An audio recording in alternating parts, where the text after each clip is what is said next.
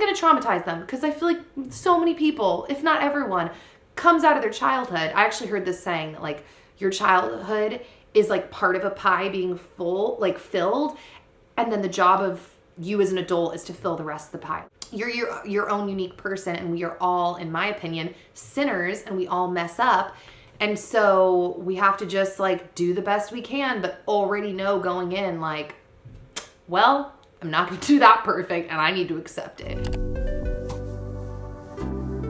Hi guys, welcome back to my channel, and welcome today to my Q&A. Yeah, very exciting times. So I am really excited to do this video.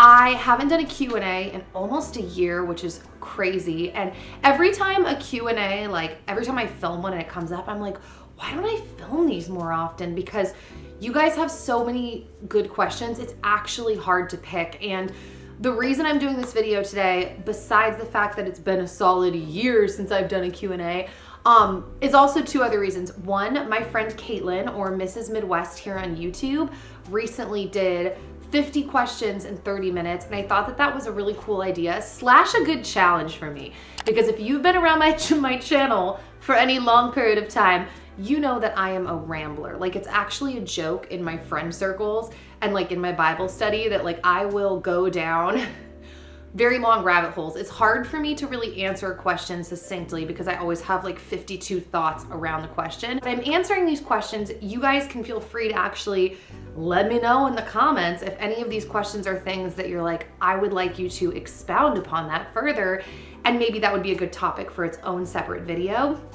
But also, someone left a comment recently that I'm not sure if it was like a hate comment or if they were just giving criticism. It was a little hard to kind of understand what they meant, but they were like, I miss your old videos. And I think they were insinuating like when I would talk more.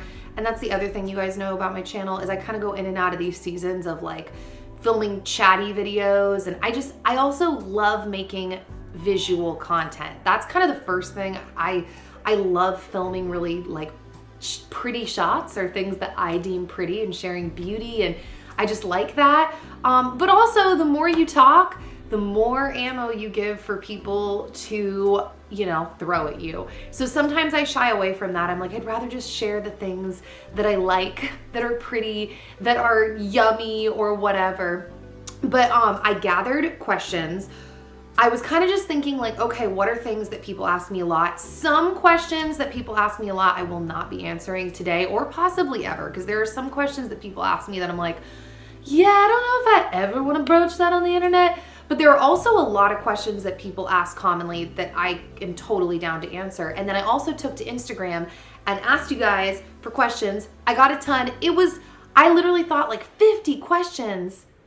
That's a lot of questions. And then when I tried to like nail it down, I was like, oh, like literally up until 5 minutes ago, I was still swapping out questions because I'm like, how do I pick? So I think literally a year ago when I did a Q&A, I was like, let me know if you want a part 2. And I never followed through on that.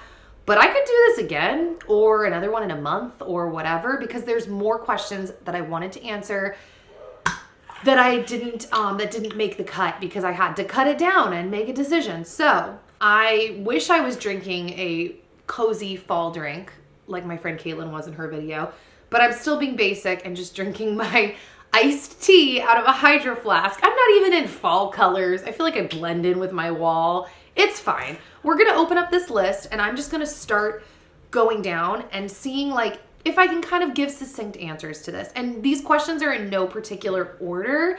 I just kind of pulled the 50 questions. So here we go. Question number 1.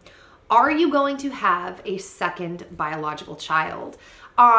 So, you know, you make your plans and you see what God does in your life, but our plan is, yes, to try to have a second biological child. So we will see what unfolds, but kind of what we're thinking is that after we have baby P, we will take probably about a year, you know, for me to recover, for us to get used to being parents, and then we'll probably start trying again after a year.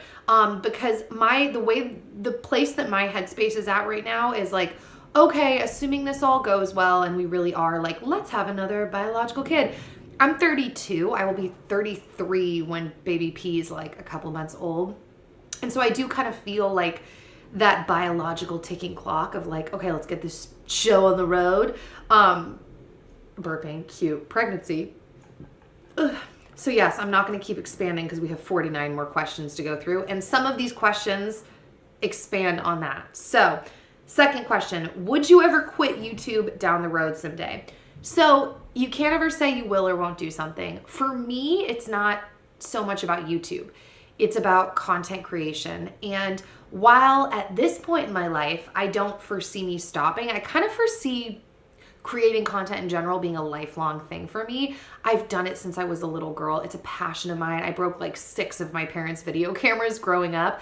And I think it was Kanye West who made a comment about this. Like, I don't even know. Oh, and there's a ladybug. Ladybugs are everywhere in our house, man. He made a comment saying like, I'm an artist and I just like do whatever medium feels right. That's totally me. Like I just fluctuate into whatever feels right. And, you know, we don't know how long YouTube will be around. It might be another platform, but God could totally change my heart and I might not want to create content anymore. So my plan is just kind of keep trucking along and, you know, making stuff for life. And I have all kinds of ideas of things I want to do and create, but we will see where God and life takes me / us. Question number 3. Would you ever go vegan? So I have actually been vegan before. I was vegan for, I try to remember because I've done so many different experimental diets over the course of my life due to all of my joint issues and like trying to figure out what was, you know, maybe causing them or triggering them. But I think I was vegan for like 8 months or something like that back before I started YouTube. So it was a long time ago. Didn't like it at all. Wasn't for me. Felt cold all the time. Felt out of it. I know that every diet claims there's a detox period. I am really of the belief that there is no such thing as a one diet fits all. Probably just because I've done so much reading on different diets over the years, and every diet, just like every single medical opinion, there is science to back up every single diet. There's research and information, and I know people will often cite in the vegan world, well, there are no nutritional studies to back up any other diet in the way that there is for veganism, like the China study. But I have just come to the conclusion that there is no one diet fits all, and I did not like being vegan. And I was like a proper vegan, like I ate very healthfully and I didn't like it. So I can't foresee myself going back. And now, especially currently being pregnant, I actually purposefully try to include more animal proteins, like high quality animal proteins in my diet. And that's what I started doing also when I wanted to get pregnant. So yeah, I can't see that. Maybe, you never know what's gonna happen, but that's the story on that. Next question, is adoption something that you want to do even after having the baby? Dan and I, we actually filmed a whole video about this and I like lost the footage. I don't even know where that went. We like sat down and filmed it. The answer is we will see. Yes, I mean, if this is something that, how do I word this? That like God brought into our lives, we are more than open and willing because we still feel and believe from the same like heart position of like how beautiful that concept is of bringing in someone into your family that needs a family. We just think that that's really beautiful, and that's something that in the Bible Jesus calls people to. But that being said, we, you know, were exposed to a lot and learned a lot going through the adoption process and the foster care process, and a lot of preconceived notions that we had about the way that all of that works were totally crushed, and we have a different view of all of it now. I know I'm being super vague, but we still believe in the concept. We're just not even sure how that would unfold. So we're open, but we're not really looking that far down the line right now, because right now I'm just trying to deal with having this baby. And, you know, we're not guaranteed tomorrow. Like, I could die tomorrow. I could die next month. I could die in 5 years. I could live till I'm 95. And so we're kind of just like always continuing to learn and educate ourselves and let people know, you know, where our hearts are at, and see kind of what God does with that and who crosses our paths and what we feel called to and all of that. So we're totally open to it. But literally right now I'm just like, okay, we've decided to have a biological kid first. And I'm not one of those people that like, you know, pursues building my family in 12 different directions at once. I'm like, nope, I'm just dealing with having this baby right now. and then we'll take it from there. So yeah. Nursery ideas, have you started? No, we have not started. As far as nursery ideas, I don't know if like this is gonna be, like if I'm downplaying it or this is annoying. It's probably gonna look exactly like this room. Let's just be honest. I'm not someone who, at least now, who knows what's gonna happen, but I'm not someone that's into like, you know, tons of cartoons or like a lot of, I don't know what the word would be, like merchandise type stuff. I really like, you know, neutrals and nature patterns and macrame and plants. And so our plan and thought is to just kind of make the baby's room like that, kind of like neutral and boho, dare I say, you know, wood and plants and all of that. Even looking at toys and stuff, it's very interesting entering the mom world and seeing all of the different options that exist out there for everything, for toys, for clothes, for everything. And I'm just noticing that we are more attracted to more like neutral type stuff, toned down type stuff in like all of the arenas. I don't know how to, you know, explain it other than that without going on another super long tangent, but we haven't even started. Like literally the gifts that have been coming in, which I still will be doing a like baby shower gift unboxing type video, but I'm waiting a little bit more. It's probably gonna happen in like December, early January, because stuff is still kind of slowly coming in and I just haven't gotten to it yet, but it's all just like sitting in the room. Honestly though, if we don't even have the room done or set up at all when he gets here, we don't really care, because it's like he doesn't need his own room right now. Like he's gonna be sleeping in here with us for like a while. So we're kind of just not stressing and taking things one day at a time and seeing what we can get done. Dan's actually downstairs right now working on the back room. And we're just, you know, working on other stuff in life. We'll get to it when we get to it, but that's the answer. Okay, are you keeping the baby name a secret?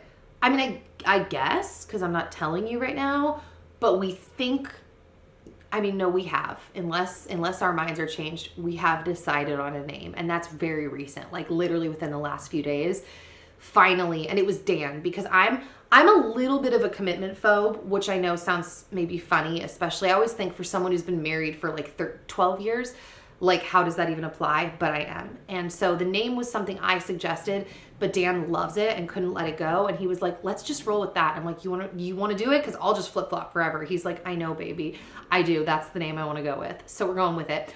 We'll tell you when we tell you. We don't really have a plan, but yeah, we'll tell you at some point. Not right now in this video though. Okay. Will you film a baby mama dance? It depends. Part of me really wants to, and I thought I wanted to from the beginning, because part of me is like, I'm a dancer at heart. It sounds so fun to just like do the dance. Part of me is also a little bit like, what's the word? The song is a little bit raunchy, not raunchy. I don't know the right word. And also part of me is like, some days I'm so uncomfortable. I'm like, am I really gonna want to dance here at the end when my belly gets big?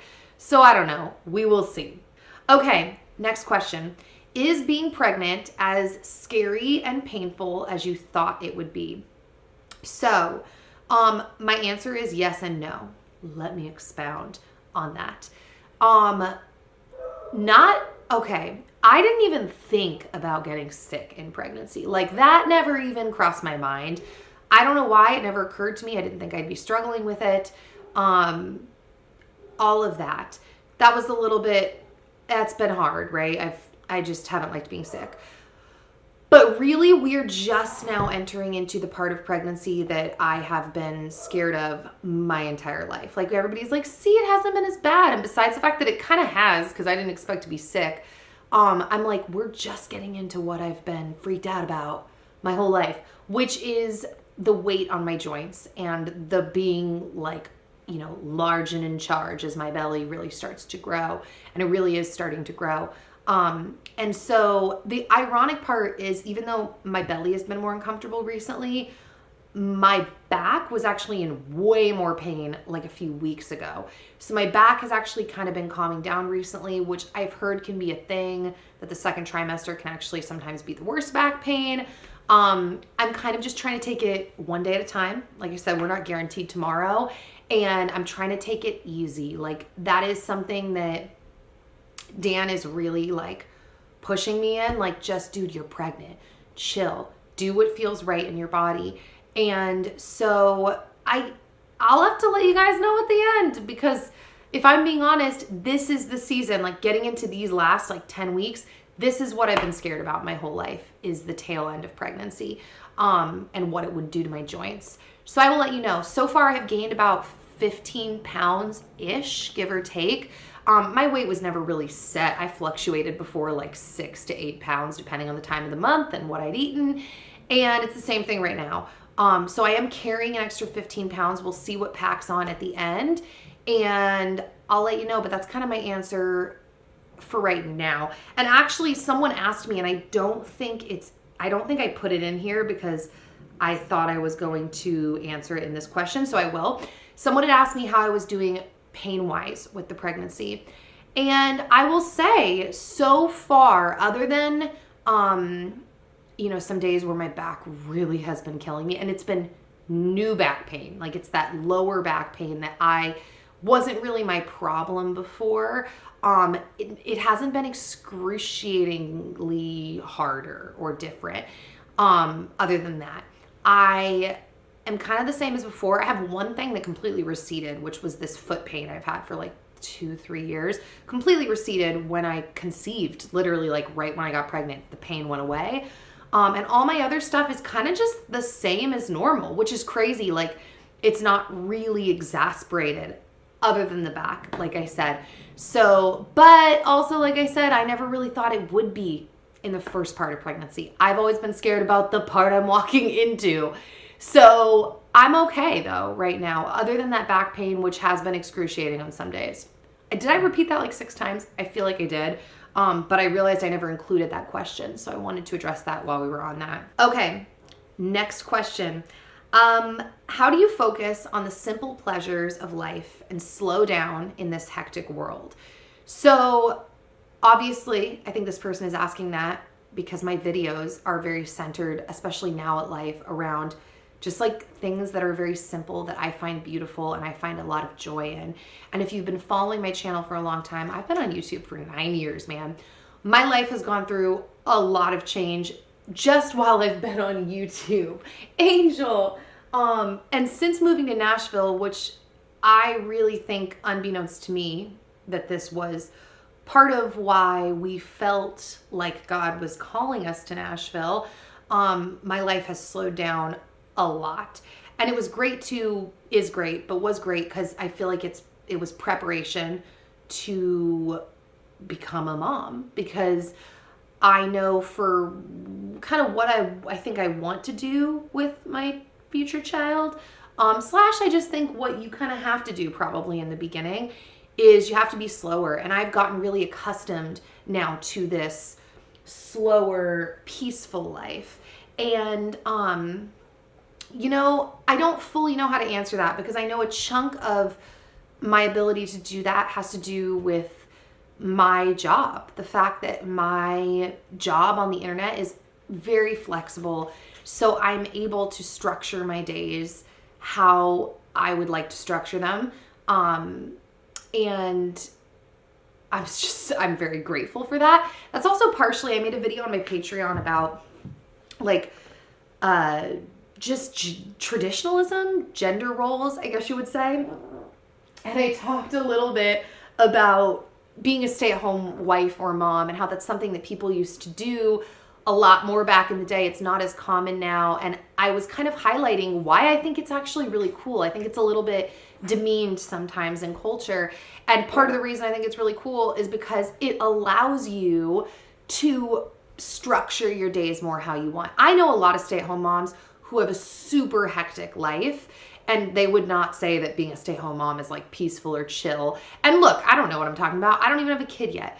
But the way that I view this is like, yes, but you have a choice. And if that's something you want to pursue, a little bit more of an open schedule, you want to have more flexibility. I think when you are a stay-at-home mom, a stay-at-home wife, or someone who works from home like myself, your obligations are kind of, you have more choices. Like they're not necessarily all obligations. And in that process of clearing out my schedule and saying no to a lot more things, what it has allowed me to do, and really, I honestly feel like it is the grace of God that this has been able to happen, is I've been able to just see beauty everywhere now. So you're saying focusing on, like, you know, in the question, like, how do you focus on the simple pleasures and joys of life? I like just kind of see it everywhere now. And to be honest, I've been like that most of my life. And something had happened before we moved to Nashville where I felt like that had gone away. And it made me really sad, because that was always one of my favorite things about myself, was that, like, I'd be on a walk and I'd just be like entranced by like this tree, or like, so, you know, a food would come out at a restaurant. I'm like, oh my gosh, like I'd make something and I'd just love it. Or like I'd make my bed and I'd be like, my bed's so beautiful. Like, just, I saw it everywhere. And in the crazy busyness of my life, the way it had become in those last couple of years of living back in California, was my life was so crazy and so tense. And it might not have been that way for someone else, but for me, it was very crazy, very tense. I literally didn't see beauty anymore, and I didn't have that, and it made me really sad. And I'm so grateful that since moving here and slowing down and kind of having this shift, and not that this couldn't have happened in California, I was talking to my friend about this, but this is obviously kind of what needed to transpire. Since moving here, and having this environment of space from a city that I lived in my whole life, and I knew so many people, I've been able to slow down, and God gave me back. I feel like God gave me back that gift. So I think sometimes if that's something you want to do, I think it involves you need a little space to do that. You need a little time. And I think we have a very fast-paced society nowadays that is just like going. And people don't have time to develop skills and hobbies and get adequate amounts of sleep and cook good food. And doing those things takes a little bit of discipline and an active choice to carve that space out in your life. And figuring out how to do that can be difficult for a lot of people. But I think it's something that, like, if you're feeling drawn towards it, it's worth, you know, thinking about. And if you're a believer, it's worth praying about, because I truly think that a lot of us get caught up in a life that we think we're supposed to live. And there's really like this whole other life that we could be living if we make some different decisions. I don't know. I feel like I'm blabbering to the oblivion, and once again, I'm going off on a tangent. I said I wasn't going to do that, but there we go. Okay, next question. Current pregnancy cravings. My cravings have been changing, which is why I use the word current, regularly. Recently, they've been Newman's Oreos. Newman is like that company that does, like, Paul Newman, I guess, created in the 50s. They do more like healthy versions of their products, and they give a lot to charity. So they have like organic Oreos. Oh, I've been loving those. Although today, so for like 3 weeks, I was craving these local organic non-GMO donuts. I'm not even a donut person. They're really cronuts.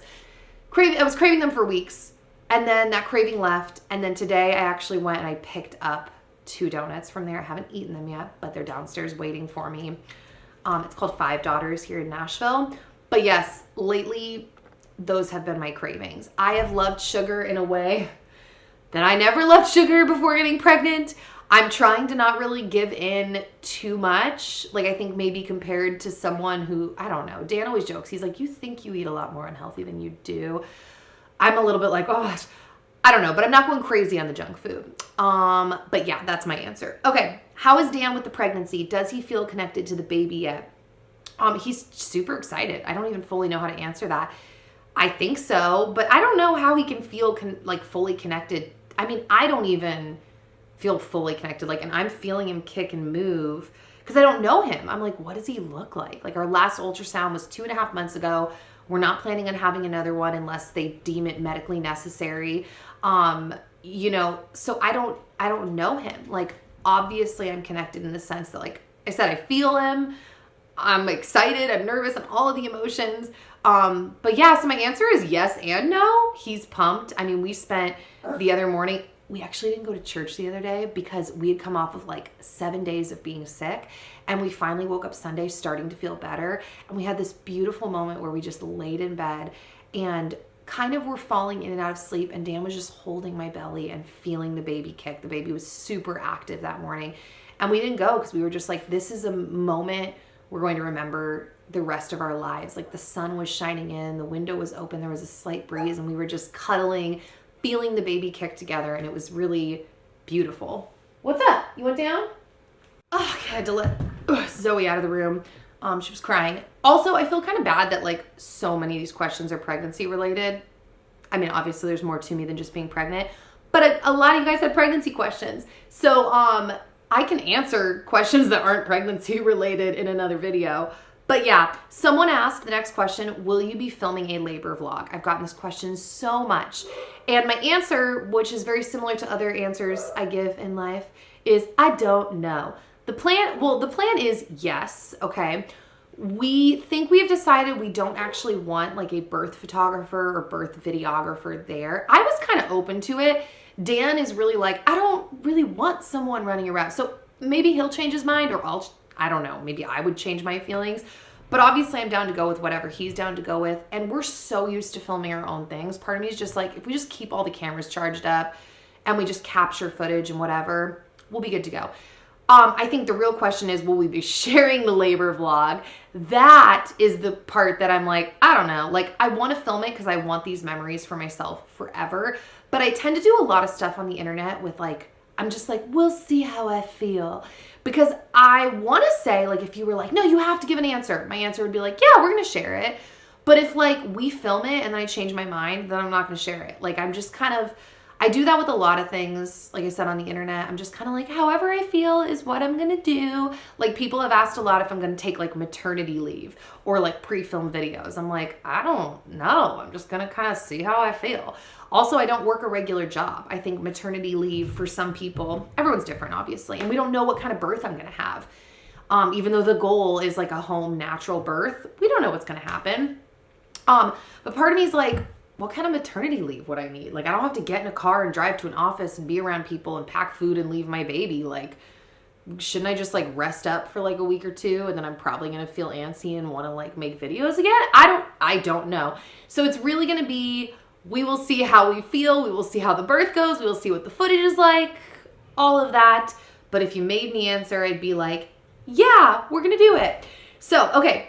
Oh, along those lines, will you be vlogging with the baby? And will you put him on social media? Once again, we will see. If you made me answer, my answer would be like, yeah, totally. We've thought a lot about this for the last few years, like a lot.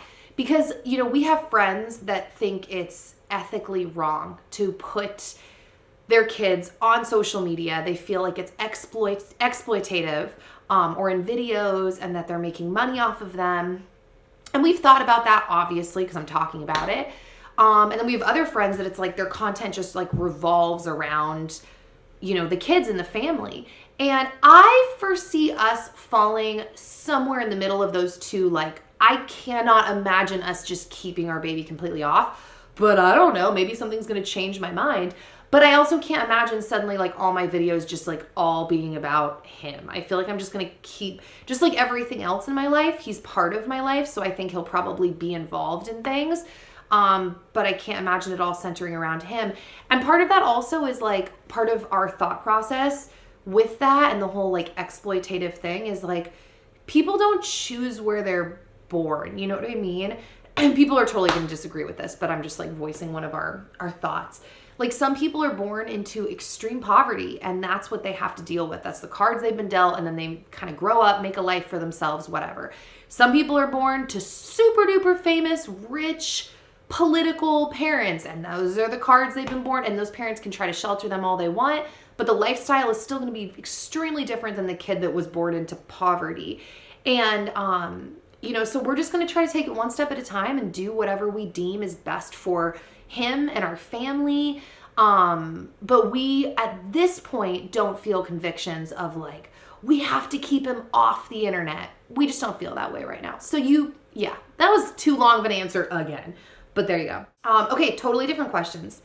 How do you rejoice for others when you are hurting?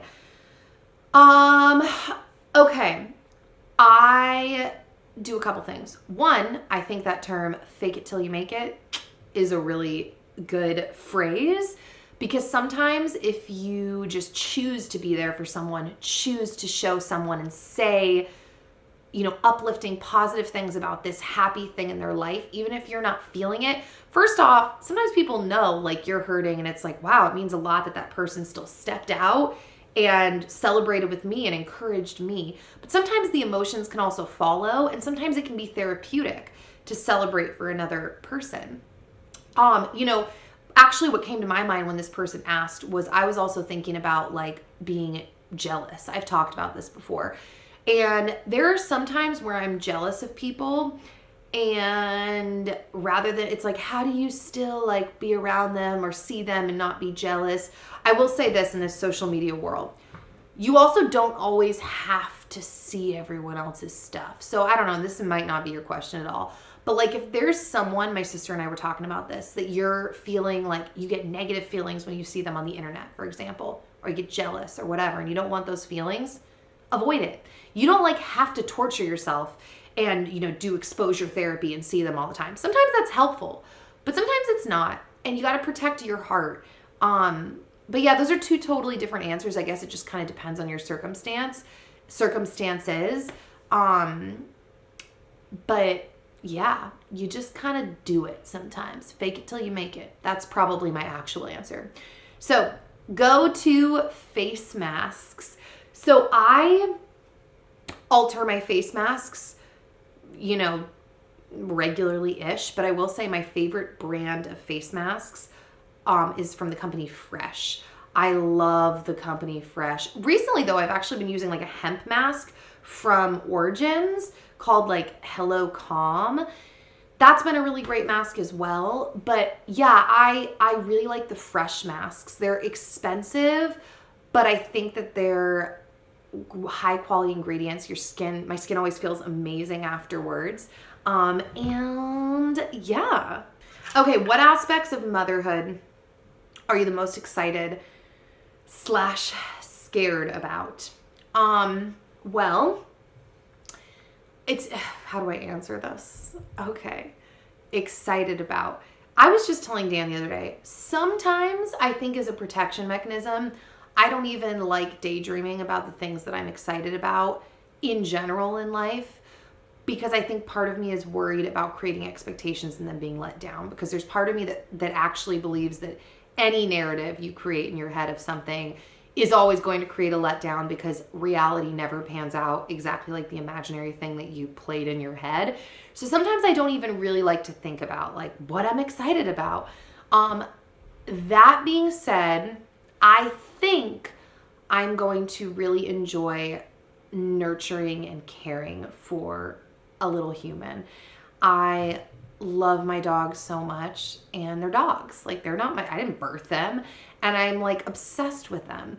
And so I can't imagine, you know, I think everybody, maybe not everybody at all, but I think a lot of people get scared. Like, am I even gonna love my baby? Like, am I gonna have that connection? And everyone's like, it's instinctual. But I actually think that probably is what it's going to be, is that he's gonna come out and I'm gonna be like, oh my gosh, I'm obsessed with you. I am pretty excited just about all of the, I don't know, like, I guess thinking about like cooking him food and watching him learn and grow, and yeah, just watching the development of a person and getting to like love on him and cuddle on him and like his little baby toes. Like, it's gonna be pretty cute. As far as what I'm scared about, I am scared about what I was gonna say, a lot of women that I've talked to who have waited till their 30s to have babies all tend to have similar fears. Or a lot of them that I've talked to, they're scared about screwing it up. Like, that's part of why, many reasons, right? Many reasons. That's one of the reasons why we waited so long.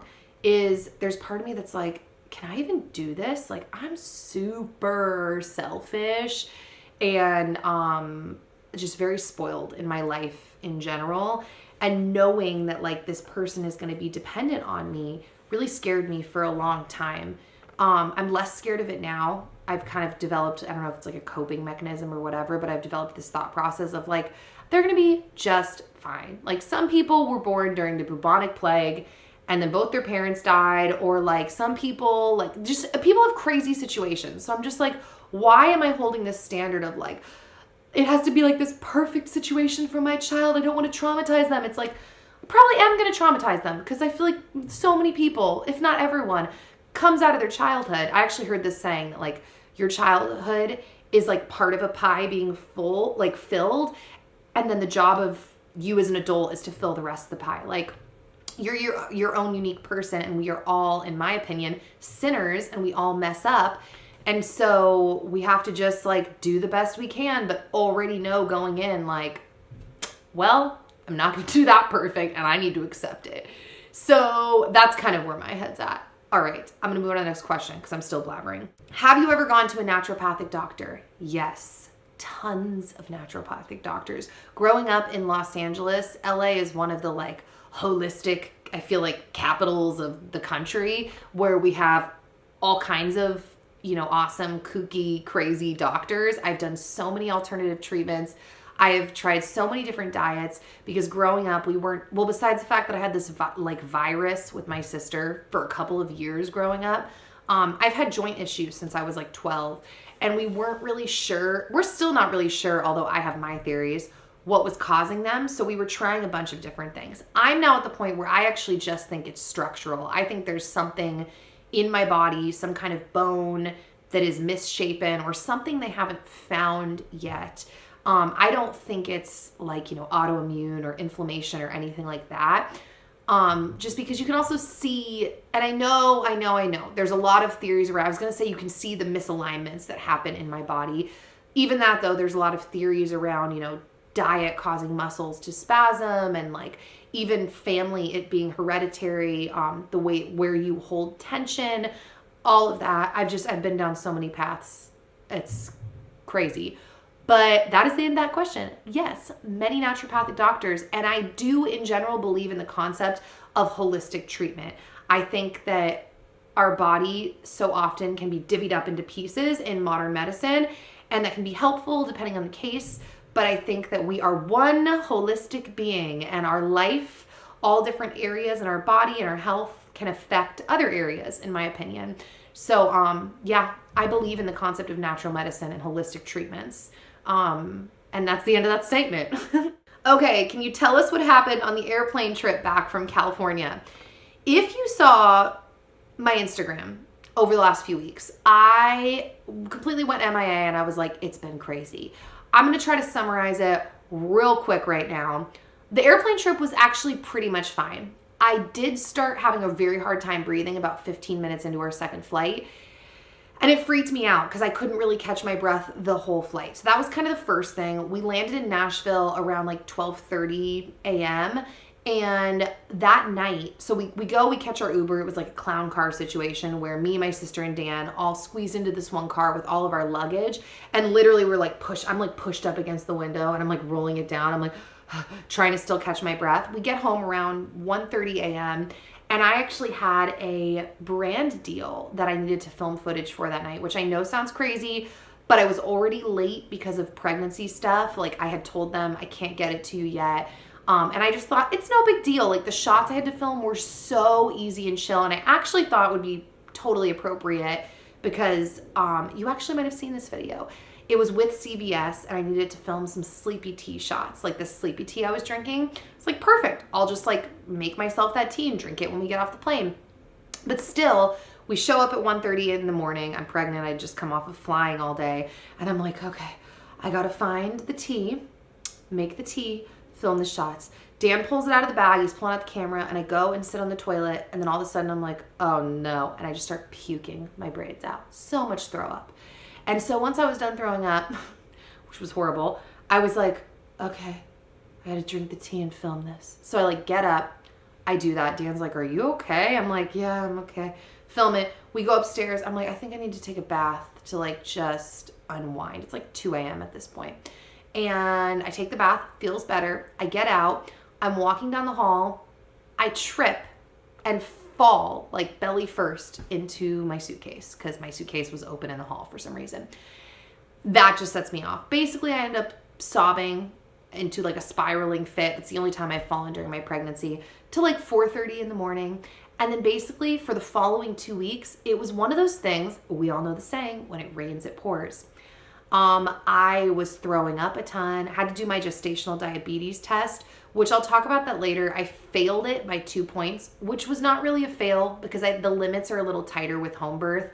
And I ended up doing 5 days of blood sugar testing. Everything is totally fine. I just did not do well with that glucola, which makes sense because I never just have straight sugar like that. Like I've never even had a Coke in my life.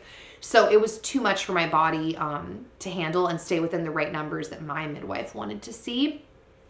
But so I'm like, I threw up a bunch that week. I was dealing with a lot of back aches, headaches. Dan ended up getting one of his infamous migraines and then he threw up all day, which then turned into this horrible cough cold situation. It was literally one thing after the other. But all that to say, the flight was actually not bad. We flew Southwest and they were amazing to me. Like so great. Zoe's freaking out. They even let us board early because I'm pregnant, which was amazing because Southwest, you don't get, designated seats. You have to pick your seats when you're on. But that's the story. It was crazy. And in the midst of that, I had multiple brand deals that needed to be turned in. People I was working with on YouTube and Instagram, and it was great.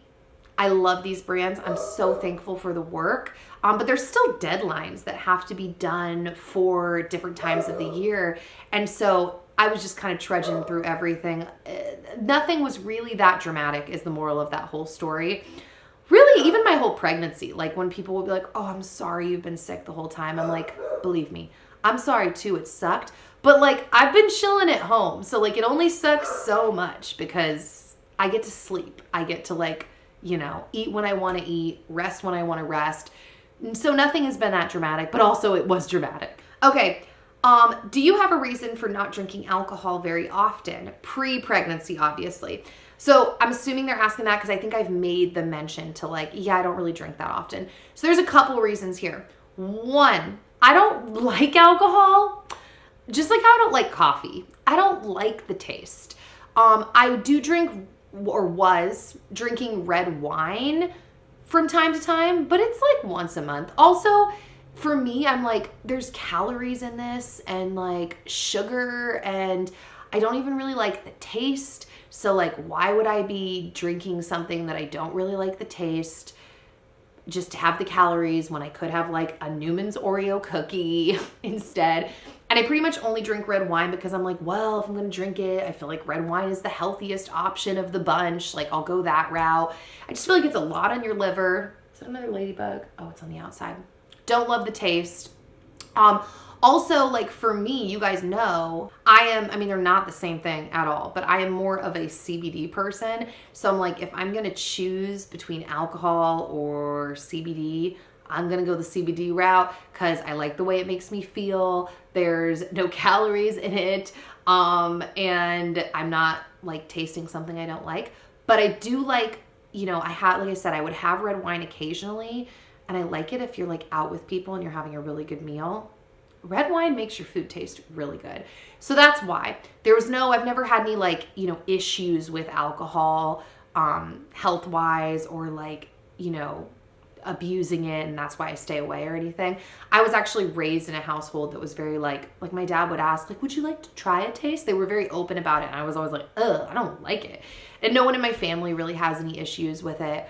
You didn't need all that information, but I feel like that was kind of why you were asking, like, why don't you drink it? Like, do you have allergies? Are there family issues with it?